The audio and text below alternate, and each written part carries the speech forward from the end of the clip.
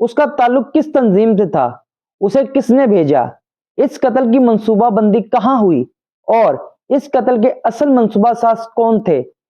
اگر Austria Hungary اور Serbia چاہتے تو بات چیت کے ذریعے معاملے کو حل کر سکتے تھے۔ آخر کیا وجہ تھی کہ 20ویں صدی کی شروعات میں دنیا دو حصوں میں بٹ گئی؟ ایسا کیا ہوا کہ 3 سال کے مختصر عرصے میں 7 ملین کے لوگ مستقل طور پہ معذور ہو گئے؟ ایسا کیا ہوا کہ 1918 کے آخر میں ہنگری، آسٹریا، جرمنی کی حکومتیں یعنی بادشاہت ہمیشہ کے لیے ختم ہو گئی؟ دوستو، میں ہوں آپ کا یوٹیوبر دوست جنید علی اور آپ دیکھ رہے ہیں میرا یوٹیوب چینل سید جنید علی آفیشل۔ السلام علیکم دوستو، جنگ عظیم اول 20ویں صدی کی شروعات کے حالیہ خبروں کے مطابق 8واں جبکہ اہمیت کے لحاظ سے پہلا نمبر تھا۔ اس جنگ کی بنیاد غلط فہمی، غلط بات چیت اور مواصلات کے فقدان پر تھی۔ یہ جنگ محض چند دماغوں کی خواہش تھی، لیکن وہ اس کی شدت کو نہیں جانتے تھے، جب بھی اس کی وسعت اور نقصان کا صحیح اندازہ نہ لگا سکے۔ جنگ عظیم اول تاریخ کی وہ طویل سیاہ رات ثابت ہوئی جس نے پورے یورپ اور جنوبی ایشیا کو اپنی لپیٹ میں لے لیا۔ جنگ عظیم اول کی کئی وجوہات تھیں، لیکن نمایاں وجہ جس کو تاریخ میں نمایاں حیثیت حاصل ہے وہ ہے آسٹریا اور ہنگری کے شہزادے فرانس فرڈینل کا قتل۔ فرانس فرڈینل 28 جون 1914 کو اپنی بیوی کے ساتھ بوسنیا کے دارالحکومت ساراجیوا کے آفیشل وزٹ پہ تھا، جبھی گویرلو پرنس نامی شخص نے اسے اس کی بیوی سمیت قتل کر دیا۔ اس قتل کی وجہ یہ بتائی جاتی ہے کہ گویرلو پرنس نامی شخص اصل میں جنوبی سلاو پرست تھا جو بلکان میں آسٹریا اور ہنگری کی بادشاہت کا خاتمے کا خواہاں تھا، لیکن اس کا تعلق کس تنظیم سے تھا، اسے کس نے بھیجا، اس قتل کی منصوبہ بندی کہاں ہوئی اور اس قتل کے اصل منصوبہ ساز کون تھے، اس پر ابھی بھی پراسراریت کے پردے قائم ہیں۔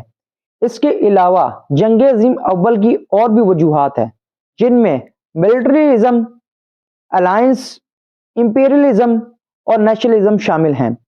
اس کے علاوہ 20ویں صدی کی شروعات میں یورپ اور انگلینڈ کے درمیان ایک ہتھیاروں کی ریس لگی ہوئی تھی جس میں یورپ کو سبقت حاصل تھی۔ یورپ 20ویں صدی کی پہلی دہائی تک جنگی جہاز، ہوائی جہاز، بحری بیڑا، مشین گن اور ٹینک بنا چکا تھا۔ اس حوالے سے یورپ میں جرمنی سب سے آگے تھا۔ جرمنی اور یورپ دونوں برق رفتاری کے ساتھ ترقی کی منازل طے کر رہے تھے۔ خطے میں جرمنی کی بڑھتی ہوئی قوت کو دیکھتے ہوئے برطانیہ نے خطے میں موجود طاقتور ممالک سے اتحاد قائم کرنا شروع کر دیا۔ ان اتحاد میں 2 اتحاد قابل ذکر ہیں۔ پہلا اتحاد 1882 میں جرمنی، آسٹریا ہنگری اور اٹلی کے مابین ہوا، جسے ٹرپل الائنس بھی کہا جاتا ہے، جبکہ دوسرا اتحاد فرانس، برطانیہ اور روس کے مابین ہوا۔ ان اتحاد کی روح سے اگر تینوں ممالک میں سے کسی ملک پر کوئی حملہ کرتا ہے تو باقی دونوں کے ممالک اپنے تیسری ساتھی کو بچائیں گے اور اس کے دفاع کے لیے لڑیں گے۔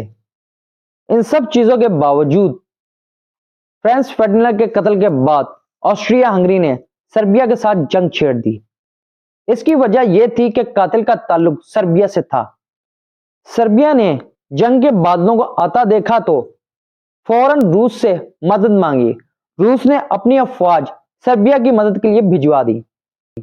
اگر آسٹریا ہنگری اور سربیا چاہتے تو بات چیت کے ذریعے معاملے کو حل کر سکتے تھے، لیکن ذرائع ابلاغ کا نظام ٹھیک نہ ہونے کی وجہ سے اور غلط فہمی کی وجہ سے جنگ کا خطرہ ٹل نہ سکا۔ دیکھا جائے تو 20ویں صدی کا اس سے بڑا خونی مذاق اور کوئی ہو نہیں سکتا کہ دونوں ممالک نے ہتھیاروں اور اتحاد میں ترقی تو کی، لیکن ذرائع ابلاغ اور ذرائع مواصلات میں کوئی ترقی نہیں کی۔ آسٹریا ہنگری نے روس کو سربیا کی مدد کے لیے آتا دیکھا تو اس نے اپنے الائنس کے دوستوں کو مدد کے لیے پکارا۔ یوں 28 جولائی 1914 کو دنیا جنگ عظیم اول کے گہرے بادلوں میں گھر گئی۔ جنگ عظیم اول میں دنیا 2 حصوں میں بٹ گئی۔ ایک جانب الائڈ الائنس تھا، دوسری جانب سینٹرل الائنس تھا۔ الائڈ الائنس میں فرانس، برطانیہ، امریکہ اور جاپان شامل تھے۔ بعد ازاں اٹلی نے بھی اس الائنس کو جوائن کیا، جس کی وجہ اس کے آسٹریا ہنگری کے ساتھ چلنے والے سرحدی تنازعات تھے۔ دوسری جانب سینٹرل الائنس میں آسٹریا، جرمنی شامل تھے۔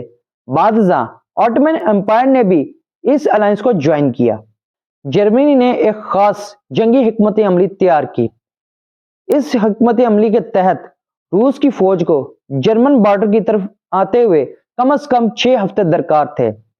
جرمن حکمت عملی یہ تھی کہ ان 6 ہفتوں کے اندر اندر اپنی فوج کا بڑا حصہ مغربی سرحد کی طرف تعینات کیا جائے اور فرانس کی پاور آف سپلائی کاٹ کر اسے شکست دی جائے۔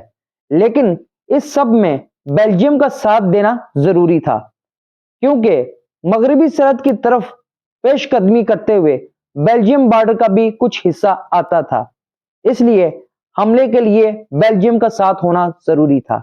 لیکن بیلجیم نے جرمنی کا ساتھ دینے سے انکار کر دیا۔ یوں جرمن نازیوں نے بیلجیم پہ حملہ کر دیا اور اس کے ساتھ فرانس کے خلاف بھی محاذ کھول دیا۔ لیکن الائڈ فورسز نے جرمن افواج کو پسپا کر دیا اور یوں بیٹل آف مرین کا آغاز ہوا۔ اس کے بعد دونوں افواج نے خندقیں کھود کر ٹرنچ وار کا آغاز کیا اور یوں یہ ٹرنچ وار 4 سال تک چلی۔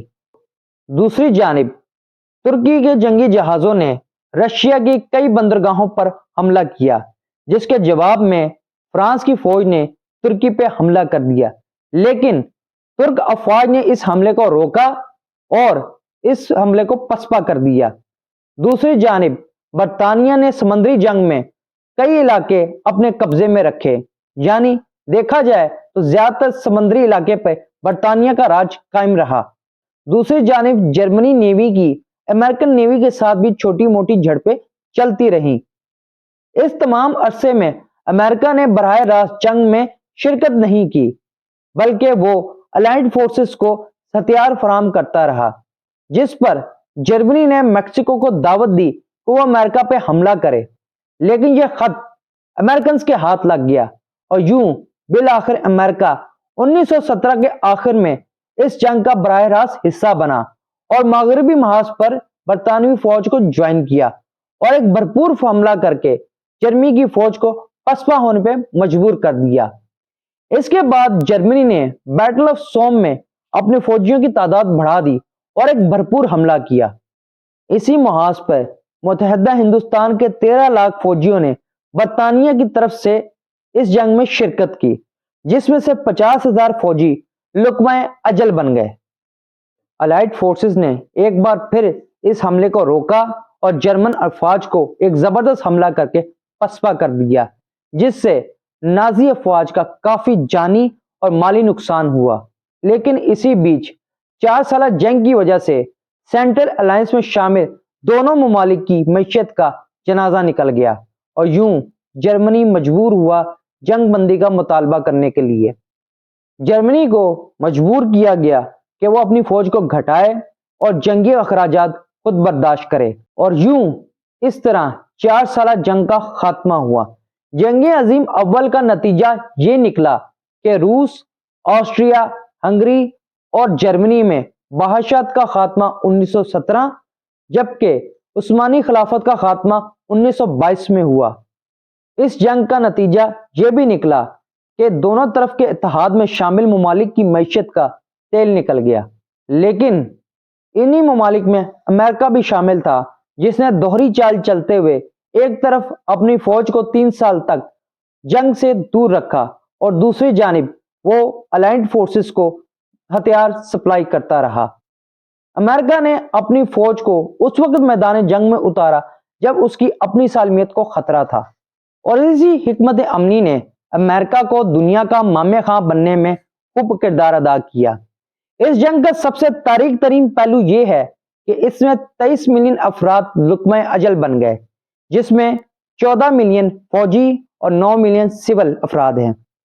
اس کے علاوہ 13 ملین افراد زخمی ہوئے، جس میں سے 7 ملین افراد عمر بھر کے لیے مکمل طور پہ معذور ہو گئے۔ جرمنی پر عالمی سطح پر ایسی پابندیاں عائد کی گئیں جس کا وہ متحمل نہ ہو سکا اور ایک بار پھر جنگ کے دہانے پہ پہنچ گیا۔ जिसे दुनिया जंग अजीम दोयम के नाम से जानती है। अब तक के लिए इतना ही। मजीद मालूमात के लिए मेरे चैनल को सब्सक्राइब करें और वीडियो को लाइक करें। शुक्रिया।